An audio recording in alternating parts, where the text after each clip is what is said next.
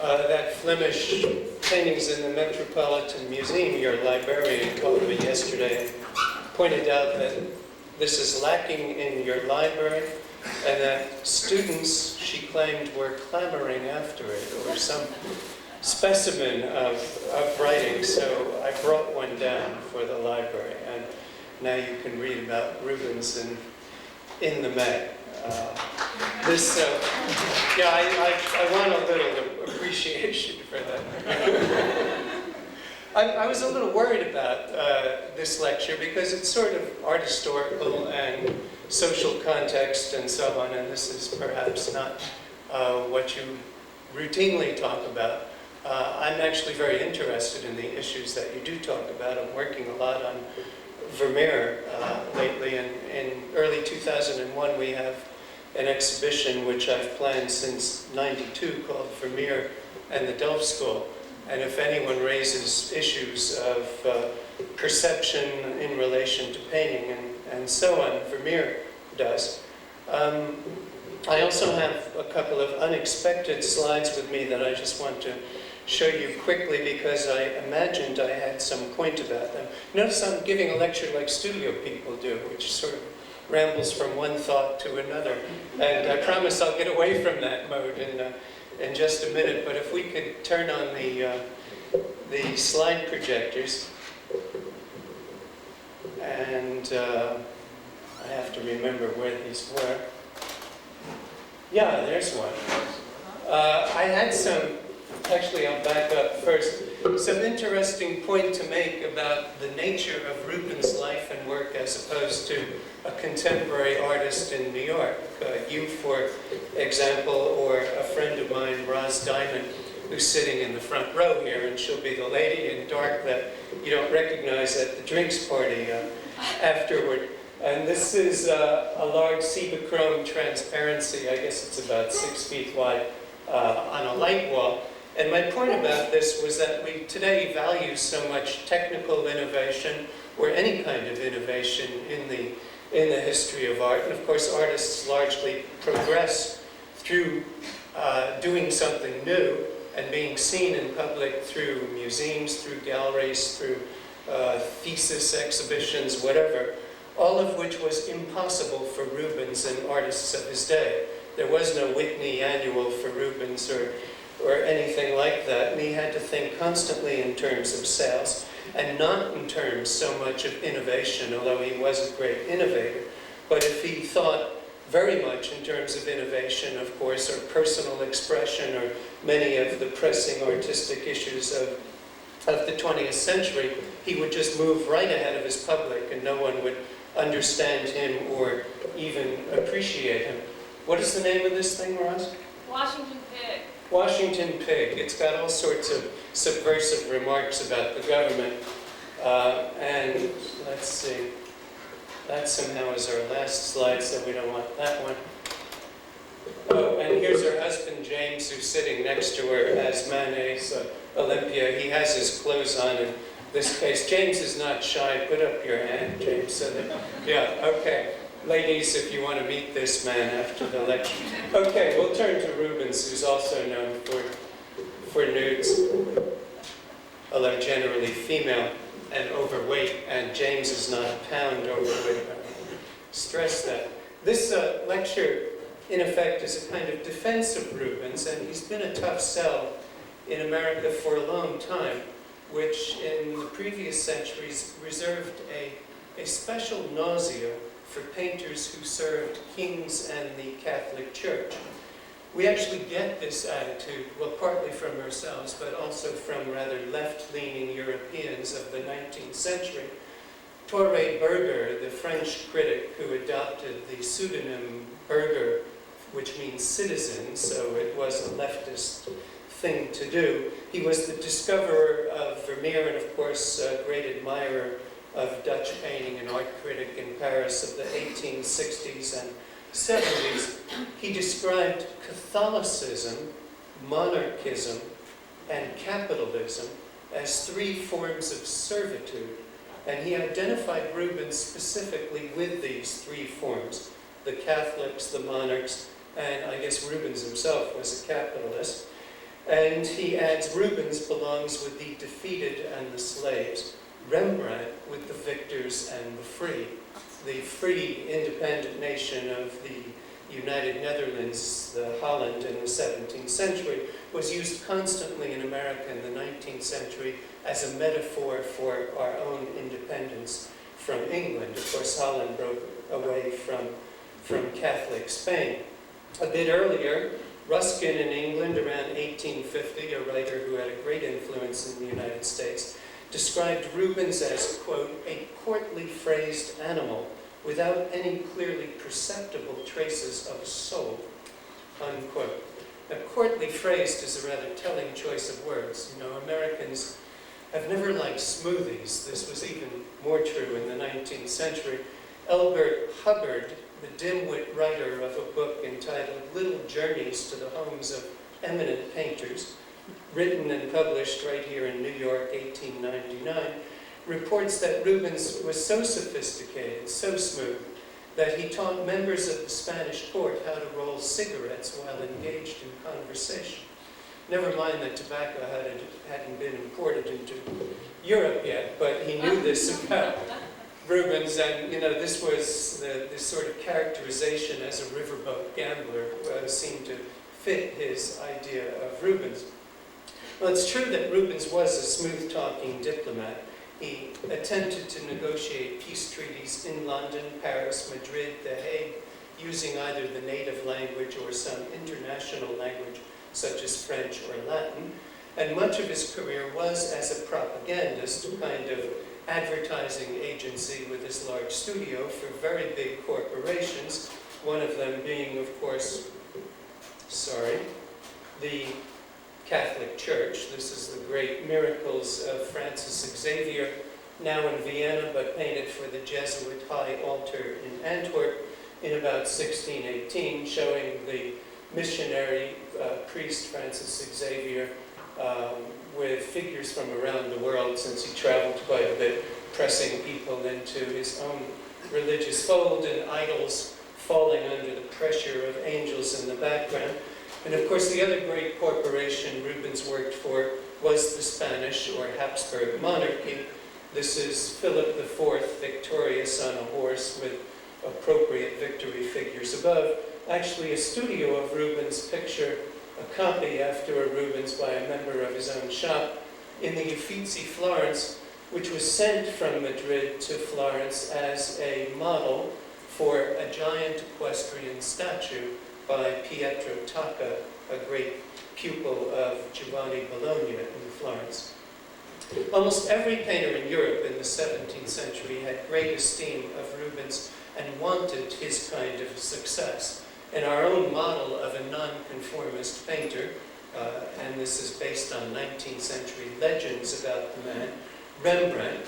This, for example, is his capture of Samson in Frankfurt of 1636, was extremely eager to work for the Dutch princes and produced 8 or 9 important pictures for the prince, the stadtholder of the Netherlands in the 30s, the Passion series, which is now partly in the museum in Munich. He gave this painting to the agent of the prince, the secretary and artistic advisor Constantine Howkins. Capture of Samson is for Rembrandt in Rubens style and meant to appeal to the taste of the court and to this courtier in particular. It's the kind of commission that the agent gets for making the connection to the prince, except much to his credit, he turned the picture down. He didn't want to feel obliged to this rather pushy artist from Amsterdam, Rembrandt. Rembrandt also, and of course I'm showing you one very narrow side of Rembrandt, and he was a very independently minded individual, but I'm sort of redressing the balance of our 19th century image of these artists. He painted portraits of himself as a courtier and courtly artist. This famous self-portrait of 1640 in London is an example, which is actually based on Raphael's portrait of Castiglione, who was the ideal courtier, who wrote a book on how to be a courtier in the previous century in Italy.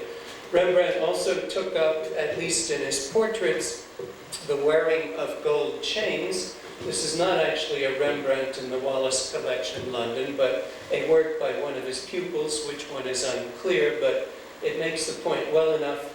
In fact, it makes the point even better. Rembrandt's pupils saw him in this guise as a courtly artist. Wearing a large gold chain around your shoulders implied that you had been awarded that high distinction, which was both an honor and something worth a lot of material wealth. Gold you could always melt down for a retirement fund, was an honor awarded by princes to great painters such as Titian, Rubens, Velasquez, Van Dyck. Rembrandt knew those stories. He'd seen engravings after their self-portraits where they wear gold chains. The point is, Rembrandt was never given a gold chain, but he wears one in his self-portraits in any case. Even Rembrandt's style, although highly innovative in many ways, was in part innovative because he brought the latest models to Holland. The composition of the famous syndics of the Cloth Guild, and this is in a way a corporate board picture of about 1660, is inspired by poses found in works by Van Dyck. The brushwork, firstly Rembrandt's loose brushwork in Amsterdam, is largely inspired by Rubens and other Flemings, but at this later moment in his career, he's very aware of Titian as a model too. So he was emulating artists who were great success stories at the courts and churches of Europe. Today, of course, it's entirely different standards that we apply: self-expression, technical innovation, breaking the rules, and we have different outlets such as the Museum of Modern Art for this Pollock, although this is not one of them. This recently sold at Sotheby's. In Rubens' day, this kind of innovation, technical for the sake of itself, for self-expression itself, would have been a bad idea, an idea that would have been self-absorbed, dilettantish, and inappropriate, and above all, unmarketable in his own time. The great artists, Bernini, Velasquez, even the great rebel of the 17th century, Caravaggio, served the public and great institutions. It's the way their society worked. And none of this should obscure. There could be a very different lecture today about Rubens' most personal pictures, and I don't want to obscure how much remains personal in Rubens' work. A late work like this, The Three Graces in London of about 1632, is a picture that Rubens painted out of his own interest. It was kept in his own collection.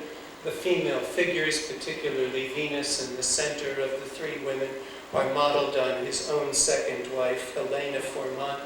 This picture speaks of Rubens' personal love of mythology, of landscape, of Titian as an artist, and of course of his wife and his life in the countryside.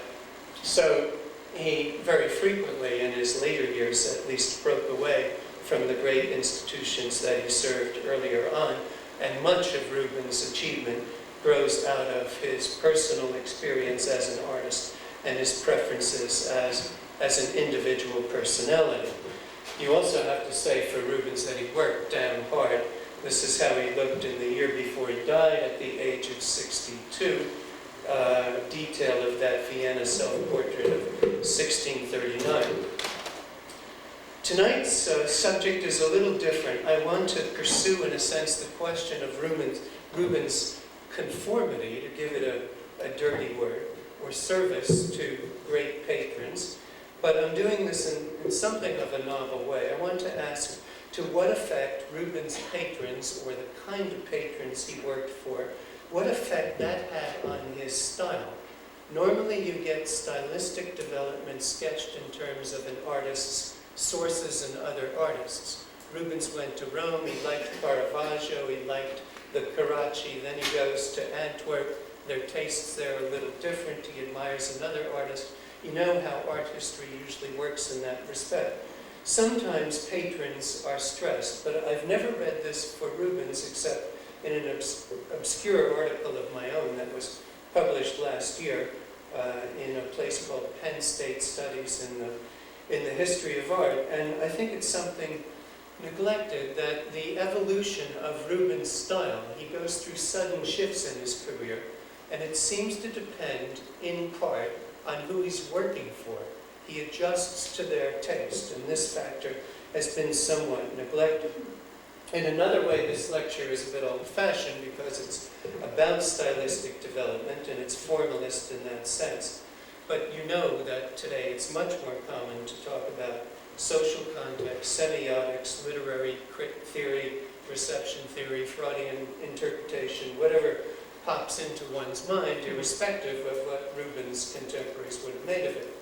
And I'm very interested in what Rubens' pictures meant to him and his patrons in his own time. Tonight we don't really care what people thought after about 1700, although I do in general. And I see this as inseparable from the question of style, these questions of social context. Namely that Rubens' means of expression or inflection or of adjusting to his patron's taste, that these things were important at the same time as his own values and the values of society in general. And I think this is one good example of this. The portrait on the right of a Genoese nobleman, but the picture apparently was painted in Rome and is a very dashing image for its date about 1604-05. Caravaggesque light, an extremely low early Baroque viewpoint in this equestrian portrait of Giancarlo Doria, life-size nearly in 1604 and now hanging in a palace in Genoa, but if you were in Florence about 25 years ago, you would have seen it in the Palazzo Vecchio. This is about as modern as painting in Europe gets at its time. And here we have another portrait which is dated a good 12 years after that, the Archduke Albert in this painting in Madrid in about 1615. And it really could have been painted 10 or even 20 years earlier for its style. It's very contained in every respect. It's light, it's drawing, the pose of the figure, the expression, and so on. That was a dashing young cavalier. This is the prince of the Habsburg Empire and stadtholder of the Spanish Netherlands. And I think the nature of their position in society, Rubens adjusted to that in his composition and approach to the picture, even to the extent of the execution, the use of light and brushwork to some extent. Here is the man's wife, Archduchess Isabella, who together with him was regent of the Spanish Netherlands, what we call today Belgium, was at that time a protectorate or province of the Spanish crown. What I'm talking about today, and this, by the way, is Rubens and his wife Isabella Brandt, painting in Munich in 1610. What I'm referring to today is a question of diplomacy, even courtesy and sophistication on Rubens' part. The ability to deal with many different kinds of people, to feel at ease among them, and to make other people feel at ease. Some of you will know that Rubens came by this rather naturally. His mother and father were from prominent Antwerp families, upper middle class, well acquainted with many members of the nobility. In 1568, 9 years before Rubens was born, the family left Flanders because they were Protestant sympathizers, went over the border of Germany into Cologne. Jan Rubens, his wife, and 4 children. He was a lawyer, Jan Rubens, and in Cologne he served as the lawyer and advisor of Anne of Saxony, the second wife of William of Orange and Nassau, who you may know as William of Orange or William the Silent. He is the George Washington of Holland, the founder, the man who fought for independence of the United Provinces, or the Netherlands as the proper name of the country is today. Here he is. Now, some of this service on the part of Rubens' father to that man's wife, he was formerly a Spanish nobleman, but was kicked out of that position and led the rebel army against Spain. Part of the service as advisor to Anne of Saxony, you might describe as pillar dog. And Rubens' father was arrested for adultery and condemned to die, and then Rubens' mother, who was a woman of great character, pleaded with William the Silent himself, pointing out the virtues of her husband in previous decades. And magnanimous man that he was, he pardoned the man, and they went back to live in Antwerp. Actually, Jan Rubens died shortly thereafter, but the family moved back to Antwerp. And it's one of the ironic turns of history that by pardoning Jan Rubens for making love to his wife, William the Silent allowed their fifth child, Rubens, to come into existence, who was to be the greatest propagandist of the Spanish crown and the Catholic Church, the two great enemies of Holland, the United Netherlands. He might have, if he could use a crystal ball and look into the future, skip that part, because this guy was a great advertising man, and William the Silent didn't need that kind of propaganda against him. Rubens' mother moved the family back to Antwerp. This is Rubens' own house in Antwerp, which is restored today, but it gives you an idea of the kind of house that Rubens grew up in.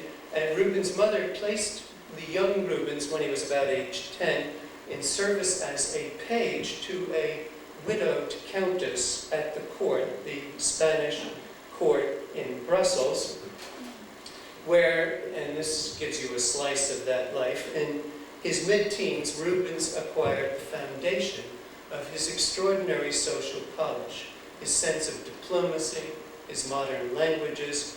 You understand, of course, that artists in this time were frequently apprenticed to a painter when they were 12 years old. They got very little formal education, and Rubens is extremely unusual in this sense. He acquired all of these attributes of a gentleman, among which Rubens greatly favored reading and the study of art, and particularly drawing after the examples by famous artists. This picture we're looking at here, the whole of it and a detail, is by Willem van Hacht in 1628, but the event is 1615, and it's the visit of the Archduke and Archduchess Albert and Isabella to the collection of Cornelis van der Geest, who was that man on the right in the detail, showing one of the great treasures of his gallery, a Madonna and Child by Quentin Metsas. Rubens' service as a page is sometimes described rather dismissively as attendance at a minor noblewoman's court in Oudenaarde. I'm quoting Peter Sutton there in the Age of Rubens catalogue. That is, some genteel widow who lives in the burbs of Brussels. But this countess, in fact, Margarethe de Lien Arenberg, was either from or married into a few of the most important noble families in the Netherlands. Arenberg, de Lien, Arscott, de Croix, all names familiar as important patrons of Rubens later on. In the detail on the right, the two women to the extreme left are the Countess of Arenberg, the woman I'm talking about, and the Duchess of Croix, or Croix. The seated figures are the Archduchess Isabella, daughter of Philip II, and her husband and co-regent of the Spanish Netherlands, Archduke Albert of Austria, to whom Rubens, in the center of the detail, bending forward, hatless, and gesturing with his finger, shows a painting by Metsas, which is held by two pages, boys quite like he used to be at court. It may be that Rubens' service as a page near Brussels was decisive for his entire career. It placed him among the nobility of Brabant and Flanders, which was no small thing for the son of a tapestry merchant's daughter and a lawyer who was a betrayer of the crown of Spain and a convert to Protestantism. His mother had to reconvert back to Catholicism when she returned to Antwerp. In any case, Rubens' work as a page was nothing like being a busboy. It was the most elite form of finishing school. Back in Antwerp, Rubens, at about the age of 15, studied with three painters, and the most important of them was a man named Otto van Veen. This portrait of a geographer in the Met, probably a geographer, possibly an architect, one of the earliest works we know by Rubens of about 1577 in the Linsky galleries downstairs. is very reminiscent of Van Veyn's figure painting style. And so is this Judgment of Paris of 1600 in the National Gallery, London, at least in that these pictures, particularly the one on the right, show a love of Parmigianino, of Raphael and other Italian artists, of classical literature and classical art. These were all things that were advocated by Rubens' teacher, Otto van Veen in Antwerp, who himself had spent years in Parma and Rome and so on.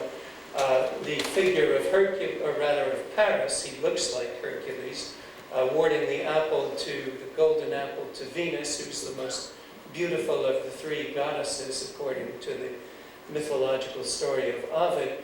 The torso of Paris is based on the Farnese Hercules, which was a great sculpture in the Vatican, and this is a drawing of Rubens after that sculpture, or possibly it's modeled at the same time on the so-called Torso Belvedere, which was also a Hellenistic sculpture in the Vatican collection, and this drawing is by Rubens also. You may have seen this in the Vatican, or you may have seen it when we actually had the Vatican collection here at the Met some time ago. The work on the right of 1600 is typical of the early Rubens in its eclecticism. It looks pieced together from various sources. In a way, it's the essay of a very clever undergraduate. Rubens, unlike Van Dyck, was really no prodigy. But here, at the age of about 23 in 1600, he had already graduated from several courses that most artists never had. He read Greek and Latin. He spoke Latin. He had read most of the important authors of antiquity. He spoke Flemish, German, and French, the languages of Antwerp, Cologne, and the Brussels nobility. He had lived in 3 major cities, those cities, and had moved in different sectors of society. Most importantly, maybe, he developed a lifelong habit of self-improvement. During the next 20 years, this late bloomer became one of the 2 or 3 greatest artists in Europe, and possibly the most educated artist, specifically educated, who ever lived. When Rubens went to Italy in 1600, he stopped first in Venice, where he studied Titian, Tintoretto, Veronese, and then he promptly went on to Mantua, which is about 80 miles away, the seat of the famous Gonzaga family, the Dukes of Mantua. And this is a fragment, it's now cut up, and a reconstruction of the Gonzaga family adoring the Holy Trinity, painted by Rubens in Mantua in 1604, and the fragments you see on the screen and in the reconstruction remain in Mantua. This is all Napoleon's fault. When his army showed up in the 1790s, they shot it up and then cut it to pieces. So there are fragments in other parts of the world. Michael Jaffe, in his 1977 book, Rubens in Italy, says that Rubens, quote, had a chance meeting with a member of the Duke of Mantua's court. I love this cinematic story. It's like Ken Russell doing Mahler, going to Venice, Death in Venice. You can just imagine Rubens in this filmic story, sitting on a train from Venice to Florence, and he accidentally meets a distinguished gentleman in the compartment who turns out to be the agent of the Duke of Mantua. And he says, "You work for Vinnie Gonzaga, can I show you some slides?" But I really doubt it worked like this, because here's one of the slides he would have showed. The Duke loved nudes. Actually, Vincenzo Gonzaga, who you see, the darker man on the right, was a cousin of the Archduke Albert of Austria on the left, and he had many other connections with the Habsburg court throughout Europe. His court artist, Franz Purbus, a portraitist you'll see in a moment, was previously the court portraitist of Albert, his cousin. Rubens almost certainly set off to Italy with letters of reference and introduction to several of the great courts of Italy, as had his teacher Otto van Veen before him, and his great friend Jan Bruegel had, going to work for cardinals and princes in Rome. This is another reconstruction of the Gonzaga family adoring the Holy Trinity, a big painting done in 1604 in Mantua. This court in Mantua in 1600, the Gonzaga court, was a remarkable place. It had Arabian horses. It was decorated with famous murals by Mantegna and Raphael's pupil, Giulio Romano. The Mantegna murals are now in Hampton Court. The art collection included works by Raphael, Titian, Correggio, antique sculptures, coins, gems. All of this Vincenzo Gonzaga inherited. His own tastes were impressively modern. His court musician was Monteverdi, who wrote one of the first operas of all time, Orpheus, Orfeo, while Rubens was there in 1604. Tasso was poet in residence. Galileo was visiting scholar. At first, Rubens was asked to paint portraits of beauties for the Duke of Mantua, as did Franz Pourbus the Younger, but he refused and mostly traveled, went on study trips to Rome, and then finally got something worthy of his attention in 1604, the decorations, 3 great paintings for the Gonzaga Chapel in the Jesuit Church of the Trinity in Mantua. And here's a reconstruction of that chapel before Napoleon's army messed it up. And the painting on the left is in the center of the chapel, of course, above the altar. And then 2 great canvases now in Nancy and in Antwerp are on the left and the right. To the left was the Baptism of Christ of 1604 in the Antwerp Museum. Again, a rather eclectic exercise. Christ and the angels on the left are adopted from a Raphael fresco.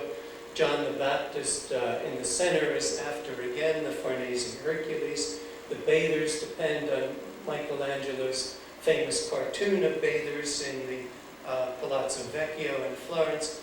And as Peter Sutton has mentioned, of the central painting on your left, in the Age of Rubens catalog, that the composition recalls Veronese, the iconography is drawn from Titian, and of course, Dr. Sutton says the color and atmosphere are associated with Venice. I think what's not said often enough, and this is sort of typical of art historians, they cite a lot of sources so that at least 5 out of 10 will be right. And you might differ with some, but at least you've said something that adds a footnote to the history of art. And museum people aren't quite like that. They don't need tenure, they don't get fired or move as frequently. And we're used to addressing the general public, so except in the Rembrandt, not Rembrandt show, we tend to go with labels that just say, this is the way it is. So in this one case, I'll just say that the overwhelming influence in these pictures is Tintoretto. His style, here is Tintoretto's St. Mark liberating a slave in Venice, 1548. His style, as emulated by Rubens, gives the 3 paintings in Mantua whatever unity they have. Tintoretto was the last great Venetian painter to die by a margin of about 20 years in 1594, and his son Domenico Tintoretto continued the studio in Venice well into the 1630s, nearly to Rubens' own death. The question of what Tintoretto meant to Vincenzo Gonzaga in Mantua needs further study. We really don't know about that, but I think it's probably important that he was the last great artist to work in this entire area of northern Italy, and that Rubens was emulating the last great Italian artist of modern times. And as you may know, Rubens' brushwork and his use of oil sketches to plan compositions has always been credited to Tintoretto's influence. Here is a sketchy detail of one of Rubens' paintings for the Gonzaga, the Ascending Christ in the Transfiguration, and here's the whole picture in Nancy, France, or rather this is a detail of the picture, and here comes the whole picture. Tintoretto was known for joining the color of Venice with the modeling of Rome, and that was the great achievement of the 16th century, and I think Rubens was emulating that also to some extent. Here is the 3rd work in Rubens' chapel for the Duke of Mantua. And here is a comparable but all too brown in this slide, Tintoretto, the great crucifixion in the Scuola San Rocco of Venice.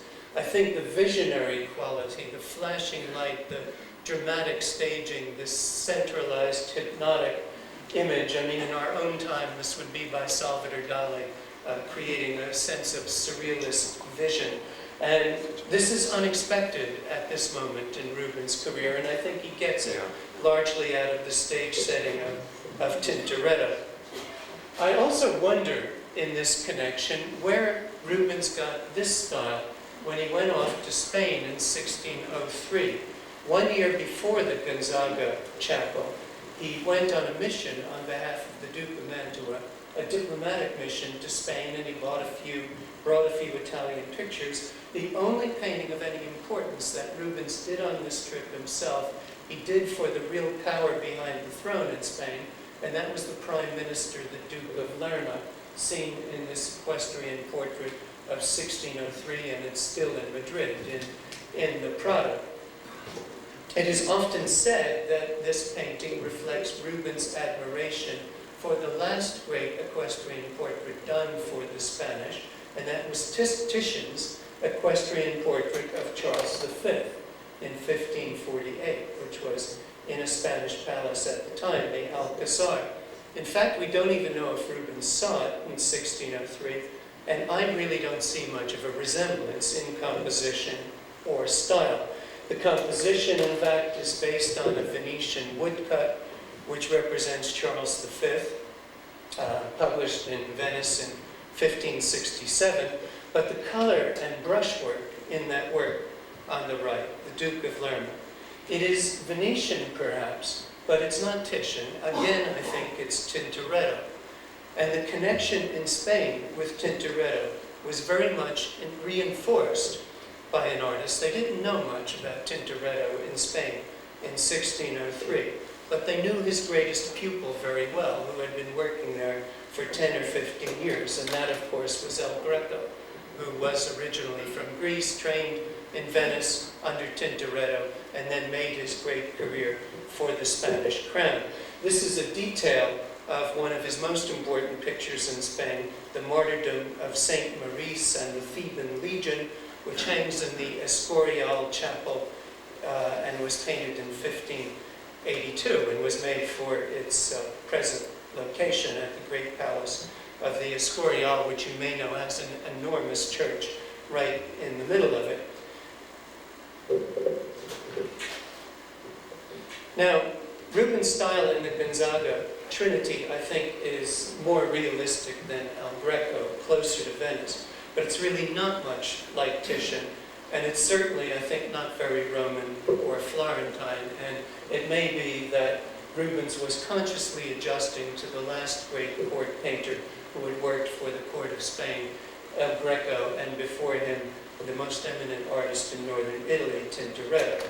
One final note about this picture, the Gonzaga family adoring the Trinity, is that while in Spain, in the chapel of the Escorial, Rubens would have seen these life-size bronzes by the Florentine Pompeo Leone.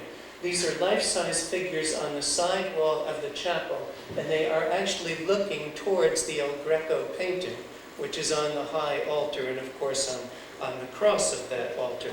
This is interesting, I think, for the works that Rubens does in Mantua, such as the figures in the lower zone of that picture, and for one of his greatest church projects in Rome, the so-called Chiesa Nuova, or simply New Church in Italian, also known by its proper name, Santa Maria in Vallicella. Rubens did ultimately 3 paintings for this church, the one over the high altar with Madonna and Child, and adoring saints on side pictures on the side walls to either side, which are very much like these adoring figures in bronze that he saw in a Spanish chapel. Now, I feel rather guilty using single projects to represent different periods of Rubens' work in this way, especially when, of course, I've chosen them rather selectively for my thesis. Obviously, much more is going on in Rubens' career in the period in Italy from 1600 to 1608. It's a decade when he was passionately studying antiquity and all of the great Italian artists. In general, Rubens' model in Rome was Annibale Carracci, who we see here on the left in an altarpiece in Bologna, 1588. And this is the painting Rubens did for the new church in Rome in 1607, so it's a work of, oh, really 15 or 20 years later, and based on the work, the compositions and color of Annibale Carracci, who was still one of the great altarpiece painters in Rome. Gradually, I think Annibale replaced Tintoretto as the touchstone for Rubens' work. But you can say that, and then you can discover these extraordinary exceptions right in the middle of this general stylistic development.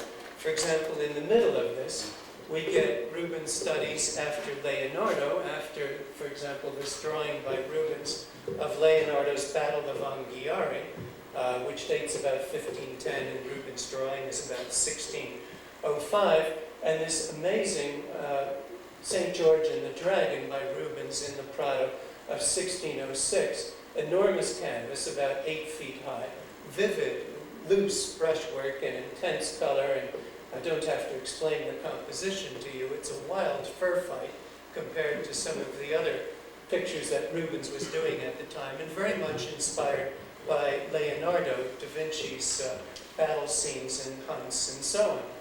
Now, maybe Rubens did the St. George for some patron who admired Leonardo, we just don't know. But this is very much Rubens' own sensibility too. He had an enormously high regard for Leonardo. It's one of the most modern paintings of the time that Rubens painted in Rome.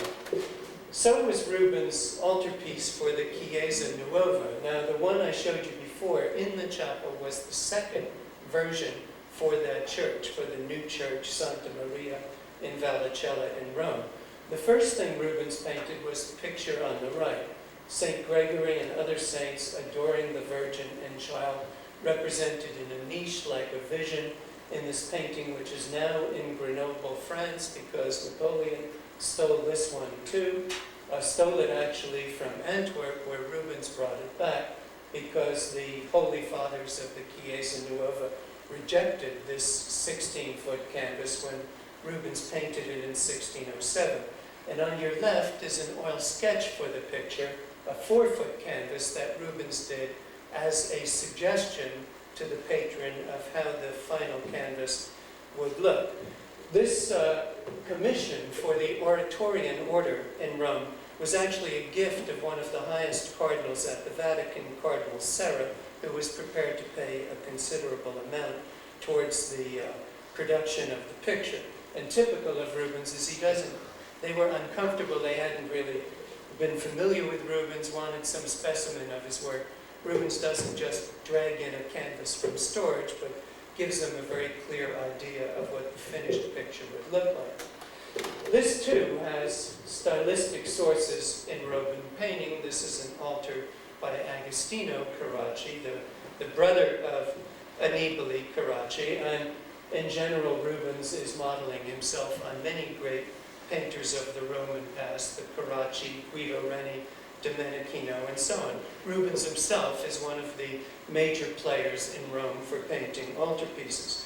And yet I think one Roman artist above all, rather as in the case of Tintoretto, deserves special mention when we look at these very firmly modeled figures, the rippling contrasts of light and shade, the very close point of view with steps and feet in the foreground, and perhaps especially these thrusting arms in space, which seem to break the picture plane.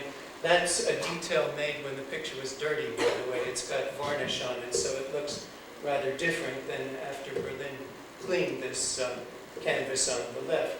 And the artist I'm referring to is the bad boy of Rome at the time, Caravaggio, who just 2 years earlier had painted his entombment, this amazing thing which is now in the Vatican, and also a life-size stage play with a dark background, for this very church, the Chiesa Nuova that Rubens is working in.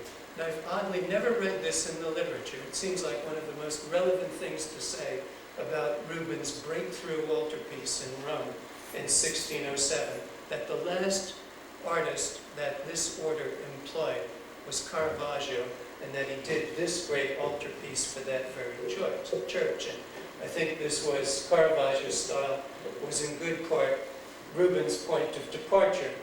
He had seen that Caravaggio, certainly. He made a copy, which you may know is in the museum in Ottawa today, a free copy after this picture, a kind of homage. And then he went on to paint the final version in the Chiesa Nuova. The first version I mentioned was rejected. The father's not happy with it, basically because the varnish on the surface made it invisible in the lighting conditions of the chapel, which had much to do with candlelight, of course, and you didn't get a guy with a picture light come in and fix the situation at the time. Now, typical of Rubens as a businessman, 16-foot canvas gets rejected after working on it for who knows what, 4 or 5 months. Caravaggio would have simply stabbed the cardinal in the belly with news like that. He was at the moment absent from Rome, as you may know, for killing someone in a sword play over a minor fight in a tavern. Rubens says, you don't like my picture? Well, fine.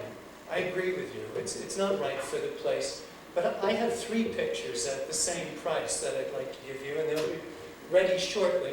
And I'll paint them on slate so that it absorbs the light, and the lighting conditions will be perfect. I promise you, everything will be perfectly cool. So he does this, and that's the ensemble we see on the left, replacing the single painting over the altar on the right. Here is a detail of the center, and his own Virgin and Child pops out of the picture, and behind it is the relic, which is the whole occasion for this altarpiece, a medieval Madonna and Child, which had holy powers. Here is the right-hand picture, which you also see in the reconstruction slide. Here, the left-hand picture, these are saints important to this local church, adoring the altar in the center, looking through real space in the chapel, and here again is the chapel itself. And again, I'd like to just remind you of these bronze figures in the Escorial, who are also looking through real space at a painting which is over an altar. In 1600, you may know, Caravaggio had also painted 3 canvases for a chapel, a 3-sided wall affair in San Luigi dei Francesi in Rome, where the scenes are separate, but they're unified by space and a single light source which makes them appear illusionistic in that space. On the left wall was the calling of Matthew. Of course, St. Matthew himself and the angel was over the altar, and then the martyrdom of St. Matthew was on the right side. But even closer to Rubens' idea is Caravaggio's pair of paintings in Santa Maria del Popolo in Rome, also about 1600, the crucifixion of St. Peter and the conversion of Paul, of course, where he falls off the horse, which are illusionistic murals with life-size figures placed to either side of an Assumption of the Virgin by a different artist, Annibale Carracci. The point here is that St. Peter on the cross, in this life-size tableau, which seems to occur in some theater downtown New York with a darkened stage and a spotlight, is looking through the real space of the chapel to the large cross which is standing on the altar table, and thinking of the previous crucifixion and the story of Christ at the time of his own crucifixion, which obviously, with the peculiar taste of the Romans, happened upside down. So all of this, I think, broadens the context of Rubens' work for this Oratorian order, and I think we can summarize briefly as follows, that in the early 1600s, the Oratorians were one of a few very progressive religious orders in Rome when it came to supporting painters. And in 1606, Rubens broke into this circle for the first time, and he was determined to do something in the latest taste. He actually took this 2 steps ahead, because the next painting he did was also for an Oratorian church, way out on the east coast of Italy in Fermo, this Fermo altarpiece, which is, of course, the Adoration of the Shepherds. And this is the oil sketch for that picture, still in Fermo.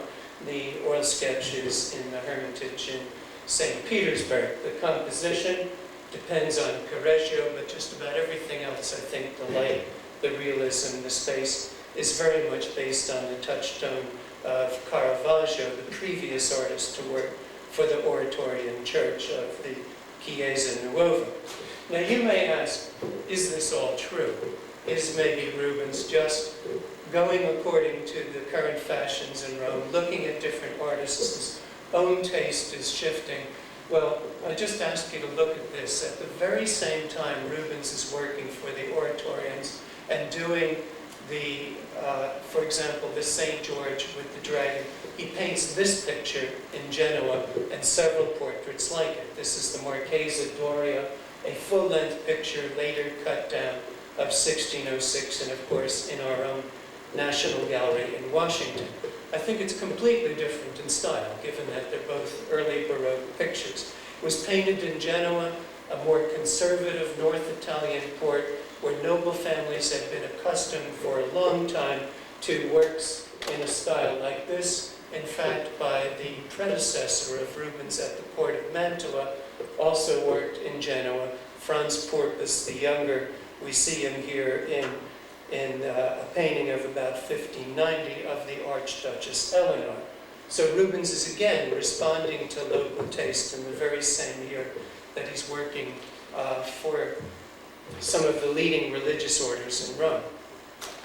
Now, how are we doing on time? I know we started late, but I better check this. And we're doing fine, you say, but you don't know how many pages I have.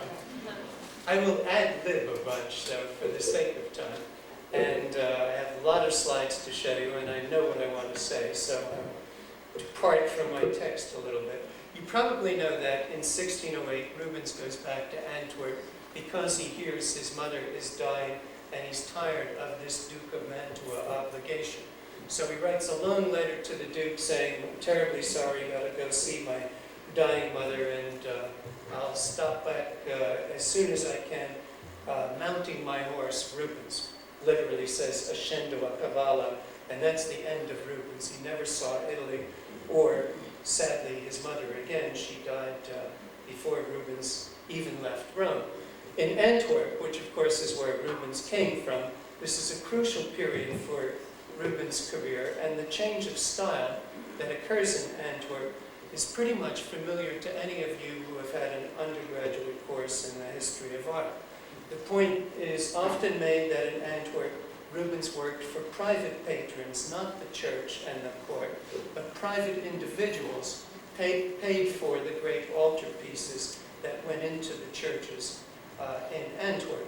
In the case of Nicholas Rocox, who was burgomaster of Antwerp, and he is this figure here on the left, next to the lady that Rubens used to work for, the mayor or burgomaster of Antwerp. He painted for him that extraordinary capture of Samson, now in the National Gallery, London, a wood panel about 8 feet wide in 1609. Rocox was an exceedingly sophisticated collector, and part of the message in this picture by Rubens is that this is the latest style from Italy. They had not seen anything quite like this combination of, you might say, Michelangelo and Caravaggio at the same time in Antwerp before.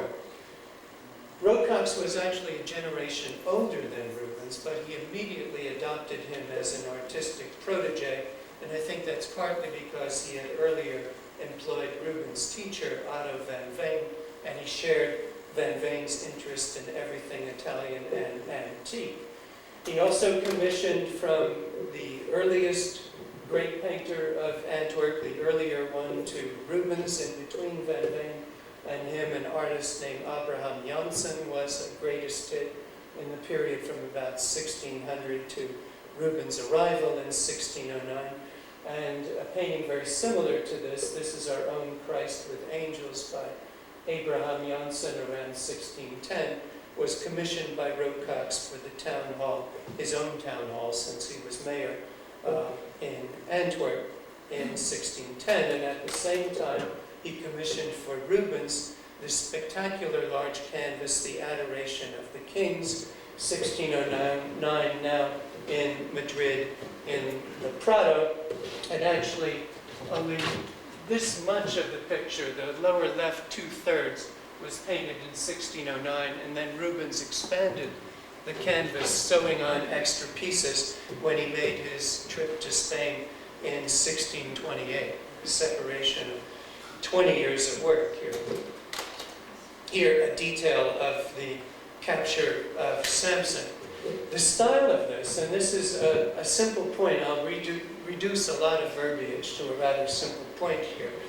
The style of this picture is often discussed in terms largely of Caravaggio, but this is at the same time as being a dramatic and realistic work, I think a very classicist or classical work of art. The composition, the figures are really limited to the foreground space. The monumentality of these figures reminds you of Hellenistic sculpture. You can almost imagine it as a colored relief in the format of a Greek metope, carved back with a very shallow sketch in marble of the background figures and everything limited to the foreground plane, and the surface filled up as in late Greek and Roman sculpture. When you look at an oil sketch for this picture, Rubens' first idea of the subject, and there are 3 or 4 of these sketches, this is actually his compositional sketch for that picture. This looks like one of Leonardo's fur fights, and that looks, to me, more like a classical or Michelangelo or high Renaissance relief. We see this style again, I think, 3 years later in the famous Descent from the Cross, which was actually commissioned by the same man, Rocox, in Antwerp, paid for this great work in Antwerp Cathedral, and it was originally intended for a chapel in Antwerp Cathedral. Again, the figures fill a rectilinear space. They're confined to the foreground. To imagine these as ideal Greek or Roman figures in a shallow plane of marble is rather easy. And of course, the figure types, the dignity of expression and emotion of movement in these figures is rather easy to compare to ancient Greek and Roman art, which is very much to Rocox's taste. Now, the Samson is 1609. This is 1612 to 14, and you may know that Rubens' most classicizing images date from the mid-teens, around 14 to 15. So what, the question is the raising of the cross doing right in the middle of this rather classicizing development, commissioned in 1609 and executed mostly in 1610. The raising of the cross, which was done for the Church of St. Walburga, which was destroyed in the French Revolution, and the altarpiece is now kind of pendant to the Descent from the Cross, and in all of the art history survey books, it's now in Antwerp Cathedral, but that was not its original destination. To me, this is really a very different kettle of fish than the Descent from the Cross. Highly dramatic, theatrical.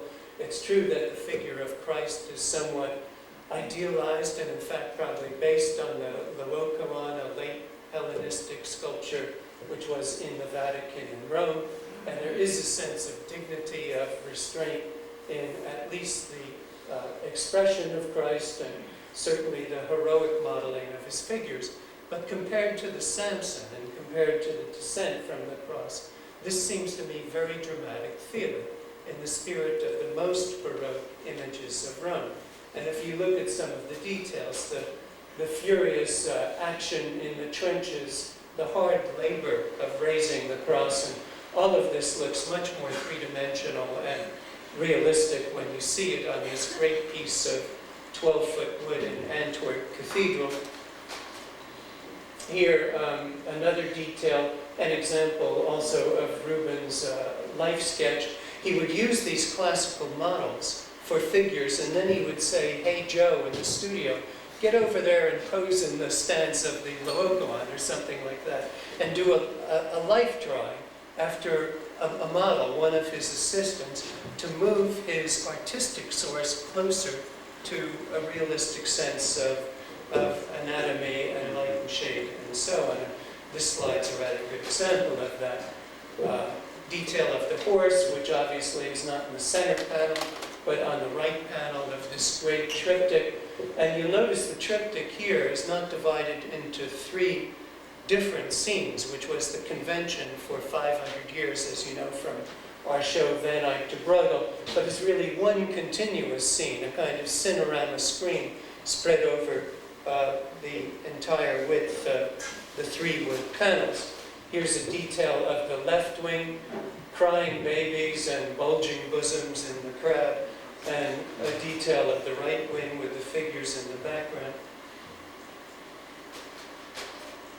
And here is the way this looked in the church. This is a black and white photo of a 17th century painting of the church, which is again destroyed today. It looks like an old photograph, but it's a bad photo of a painting of the interior of the church. And the painting on the right dates from about 1630, about 10 years after this great raising of the cross was put onto the choir of this church.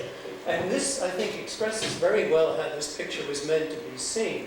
And this is at the end of a great populace scattered in the nave.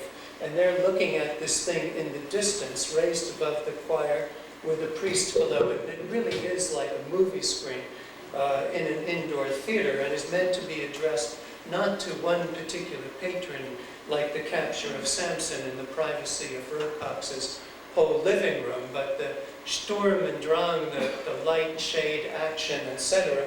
of this picture is meant to be addressed to the public in general, and is therefore much more an appeal not to the intellect, but to the senses, to the man in the street.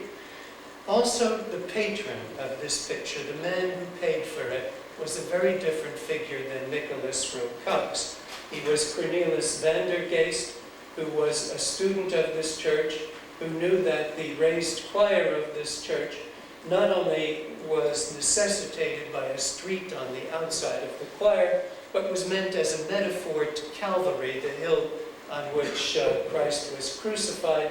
And he knew that crusaders in the Middle Ages set off from this choir to the Holy Land to fight for the conversion of innocent Middle Easterners to the Christian faith and the liberation of the Holy Land. Here is a portrait of Rokox by Van Dyck in London, and of Cornelis van der Geest. And here is that gentleman on the right in his famous collection, showing his early Netherlandish picture to the Archduke and Archduchess. The point is, these are different kinds of private patrons with different tastes. Rokox, the mayor, was very much a classicist, an antiquarian. He loved Roman art, he loved high Renaissance art. Cornelis van der Geest, the patron who paid for the raising of the cross, was much more a sensual Catholic, addressing religion in spiritual terms, interested in the medieval history of the church. Obviously a man of great taste and learning, but willing to let the emotional side of Baroque art present itself in Rubens' work. We see this in the staging of this picture with originally God the Father and angels. That's what Christ is actually rolling his eyes to his Father, who is in another picture on a higher level. Rubens has this wonderful way of recycling formal ideas, and this is a kind of expansion of what he did in the Chiesa Nuova with the Virgin and Child higher up. Here, a detail, again, of the composition. And I think both Rubens and his patron, Van der Geest, are thinking of earlier Northern pictures, which are so theatrical and so gripping in their realism, like the great Eisenheim altarpiece by Grunwald of about 1510, which itself, of course, was an imitation of painted sculpture altarpieces that were common in Netherlands and in Germany around 1500 or so. We have several of them in the exhibition at the Met, which you must know is extended now to February 22nd. Quick little bit of advertising. On the outside, though, I think you remember very much the Roman chapel. This altarpiece closed with, again, saints of the church presented as life-size color statues. The triptychs were only opened on feast days and on Sundays during actual worship, so it itself unfolds as a drama, and there's this theatrical moment where the sculpture-like wings of the altarpiece are opened and this drama on the inside is revealed.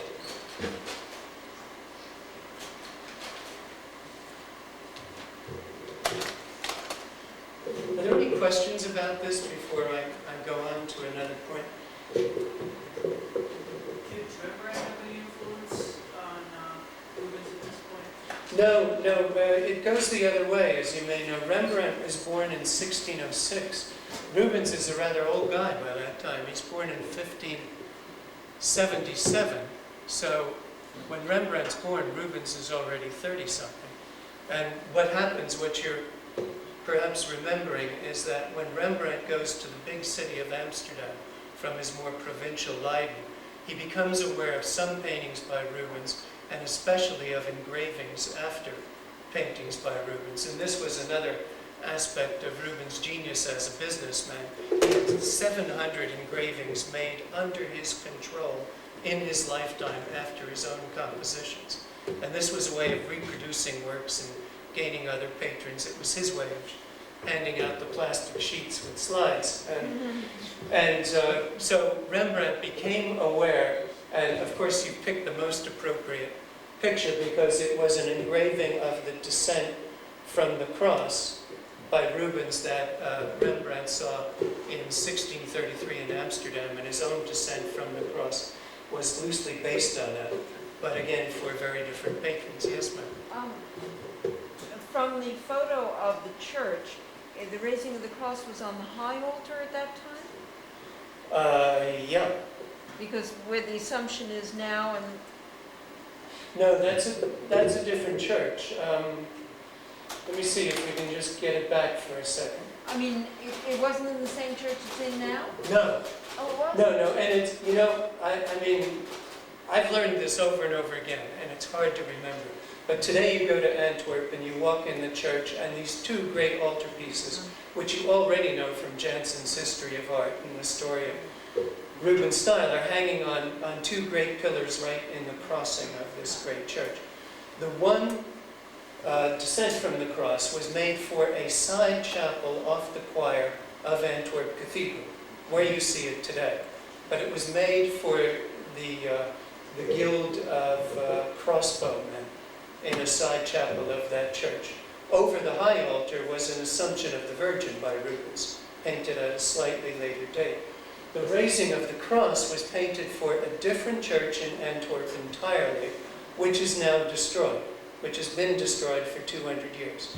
And it was made as the image, as the focus of the entire interior over the high altar of Saint Walburga, a rather obscure Belgian lady saint,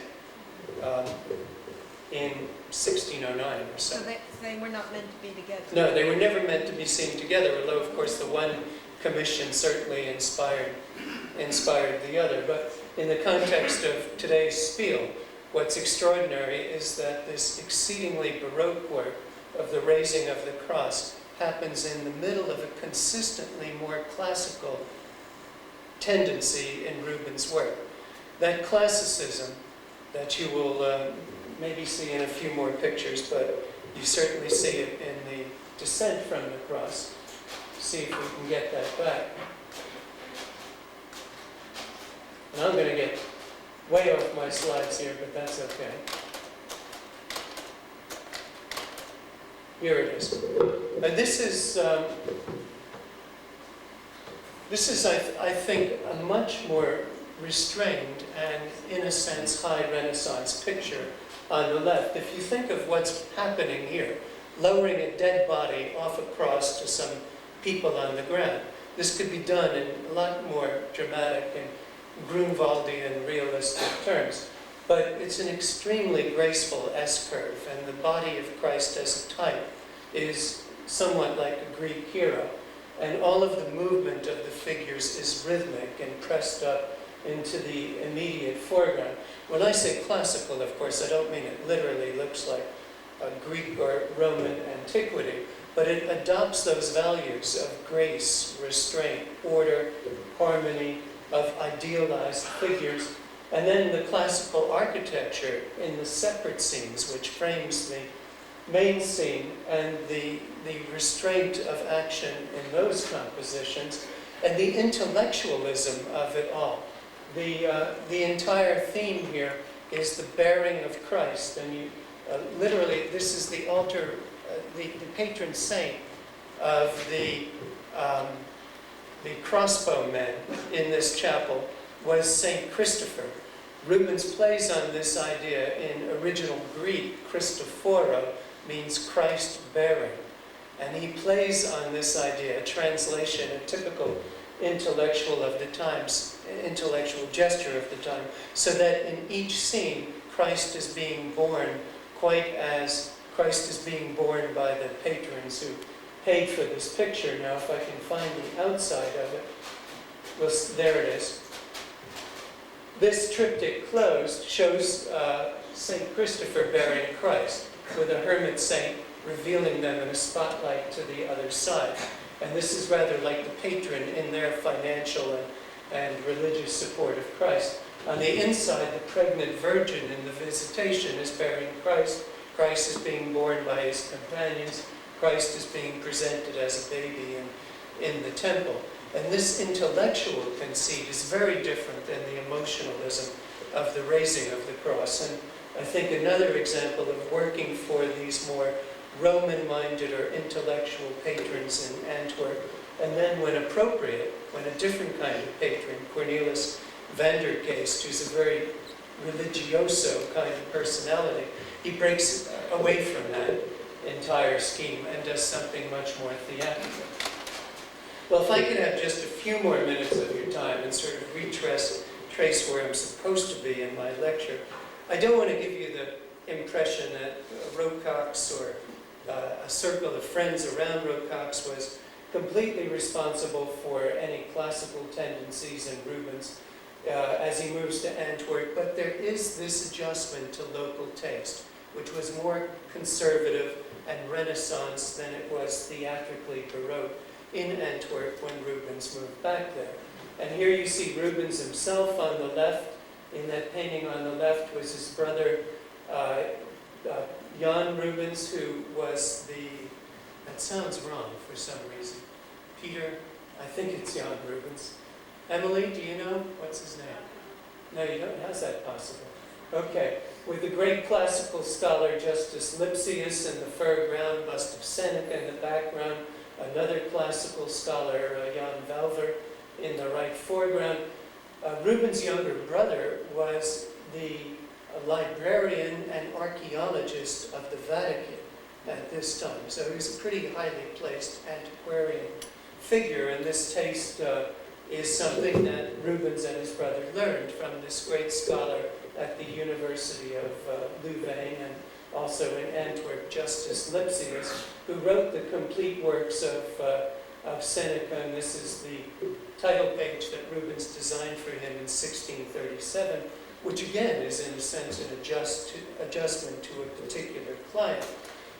Here, another example, perhaps a better one, except for the washed out red slide of this painting in the Getty, the Three Marys at the tomb of 1615. Now imagine how this could be done. Three women come upon a tomb to visit the dead Christ, and he, alive, pops out of the tomb. This could be handled a little differently.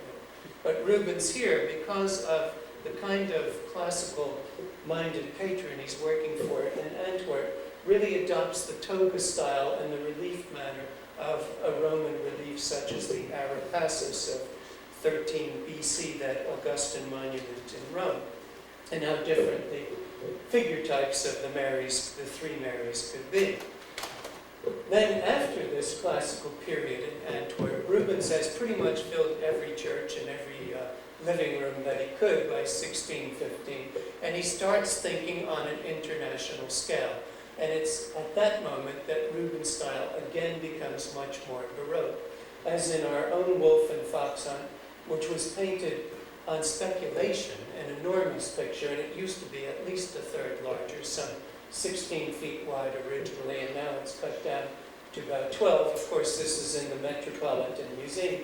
And it was made as a kind of surrogate tapestry, as a replacement for the far more expensive medium of woven thread with golden color and so on. A giant hunting scene like you decorate castles with, previously with tapestries, but now giant canvases. Rubens invents this new large-scale kind of picture, and he has in mind the kind of people who can hang it. people with big castles in the countryside. So not specific clients, but a kind of client is what Rubens has in mind. And again, the style becomes rather more dramatic, more early Baroque as Rubens practiced in Rome. There are examples of hunts like the one in the background of this scene, which Rubens actually did for the Duke of Bavaria in Munich. I remind you of his work after Leonardo, which inspires some of these compositions. This is a Rubens workshop painting in Vienna after Leonardo. I remind you also of his early experiments with Baroque painting. The horse in this early equestrian portrait of Giancarlo Doria was used as a model for the horse in the background of our own wolf and fox hunt of about 13 years later, around 1616. The spectacular death of Decius Mus was originally a tapestry cartoon, full scale on canvas. You could not only buy the tapestries in this case, but the canvas. The convention was to work on paper and to destroy the thing eventually. Canvas cartoons for a palace in Genoa. So now he's working for an international clientele and thinking in a European-wide style of a more dramatic Baroque. I could also compare, for example, the lion hunt in Munich done for the Duke of Bavaria in 1617, and the hippo hunt in Munich, also done for the Duke of Bavaria, who's a person very much in tune with European currents of art and the latest thing in Rome. That hippo's a riot, isn't it? It always reminds me of Jimmy Durante in one of his films with mouth wide open. Now let me just show you, I have to jump ahead just a few more things. The Jesuit Church in Rome, one of the great international orders based in Rome, was the overseer of the Jesuit Church in Antwerp. And this is a 17th century painting of the Jesuit Church in Antwerp, newly built and finished around 1620. Rubens was commissioned to decorate almost the entire interior, the high altar and ceiling paintings in both aisles and both balcony aisles. And then across the entrance, a total of 39 ceiling paintings, and this is an oil sketch for one of them, which is Esther before King Ahasuerus. And you can see it's seen, conceived what the Italians called de sotto in su, as if looking up through a hole in the ceiling, an idea which of course he gets from Veronese and Titian originally in Venice, but making it a much more Baroque composition. There was a great fire in 1715 or so, something like that, which destroyed the paintings on the interior, which, by the way, were actually executed after Rubens' designs, his oil sketches, by one of his most talented assistants, Anthony van Dyck, at the age of about 19 or 20. But those full-scale paintings are lost today.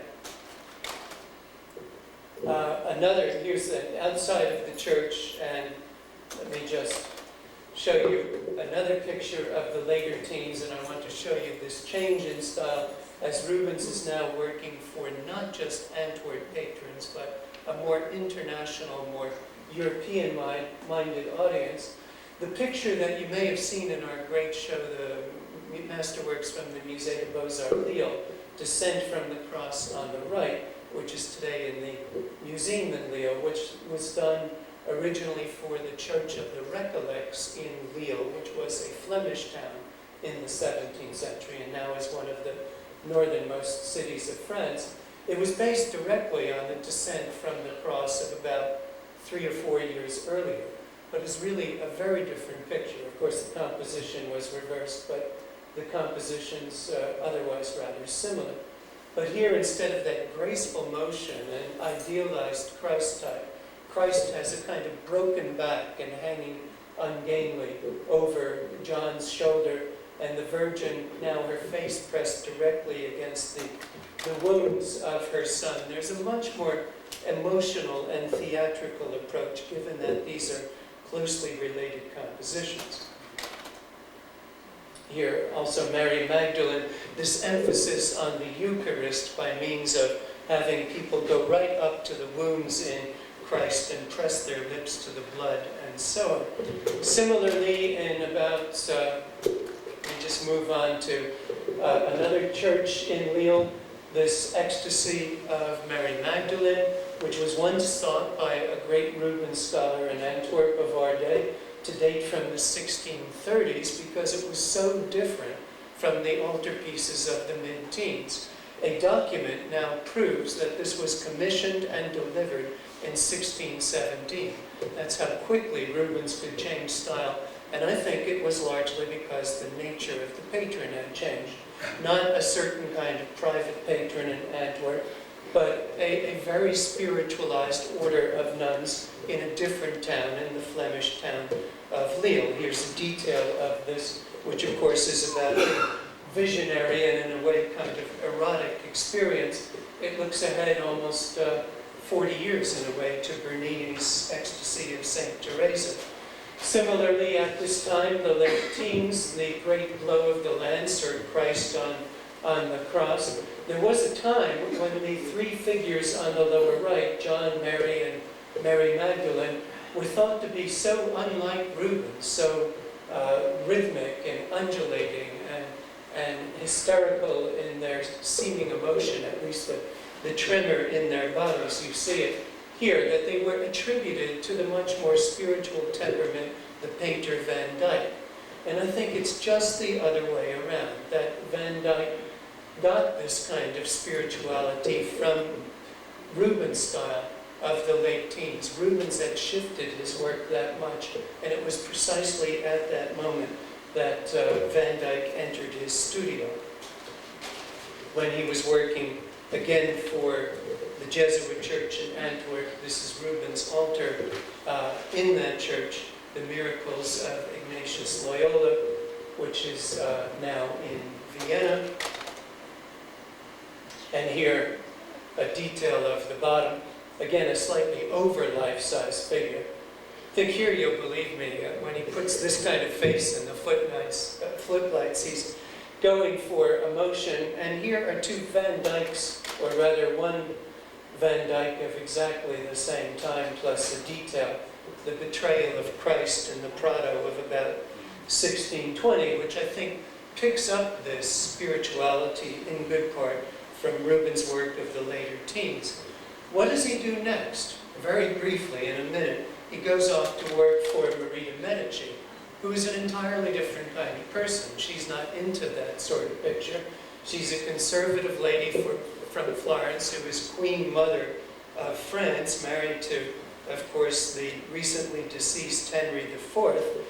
Rubens painted the Marie de Medici cycle for Paris in 1622 to 1624, at the very same moment that he's knocking out some of his most painterly and most theatrical and most Flemish altarpieces for Flemish churches, like this martyrdom of St. Leven for a church in Brussels in about 1624, around the same time. And here's a detail of it. This doesn't really come across well in slides, but if you've seen the Marie de Medici cycle in the Louvre, you know it's very linear, very polished, very sculptural, rather disappointing, actually, if you love Rubens. It's a deliberately conservative adjustment to the taste of France and to the taste of Marie de Medici, as compared with the altarpieces that Rubens is painting in Flanders, which were for the general population at the very same time.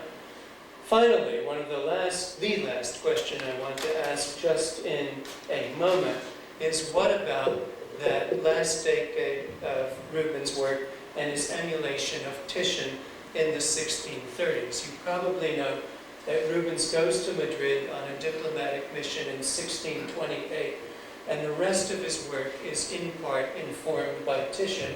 This is an Adam and Eve by Titian on the left of about 1510 probably, which was in the Spanish collection at the time. Of course, Titian was the painter of the Habsburg Empire, the capital of which was Madrid, and they had possessions all over northern Italy and Austria, and that is Rubens' copy after Titian, although you really have to say rather free copy or variation. done on his trip to Madrid in 1628. The color, the warm light, the brushwork, and even the sensuality in figure types is in good part inspired by the sensuality, the sensibility of the great Titian, great late Renaissance painter of the past. But why did Rubens do this? Is it just admiration of Titian? Well, the artist's answer, and a very true answer, is yes, absolutely. Real painters loved a real painter, and Rubens could really see Titian for what he was, just like Rembrandt saw Titian as a great painter in Rembrandt's later career. But could it be that part of this enormous adjustment in the direction of Titian in 1628 was precisely because he was the great painter of the Habsburg Empire in the past, and that Rubens is now the new Titian for the Spanish court, the rightful heir to the greatest painter that the Spanish crown ever had? I think that is part of Rubens' thinking at the time. And one last note, I know I said that before, but this really will be second to last, is the question of quality in these pictures. Another adjustment to the patrons is Rubens' quality. On the left, he gives you a black and white picture, or rather on the left, a colored picture. On the right, this guy, who is the King of Poland, only deserves a black and white snapshot. But the difference in painterly quality between these pictures, the Duke of Earl of Arundel in the Gardner Museum in Boston, and this workshop picture for the King of Poland, if you could see them side by side, there's an enormous difference in quality, and Rubens adjusted his level of work, or even the question of who in his studio did the work, according to the taste and knowledge of the patron. Generally, in his great altarpieces of the 30s, workshop people were heavily involved. But when he worked for particular patrons that were close to him, like the Archduchess Isabella, who commissioned the famous Ildefonso altarpiece in Vienna, and the outside, which was originally 2 wings cut in half, but now they're sewn together again, the so-called nickname of Holy Family under the apple tree. The right side canvas is the outside or cover of the left side canvas.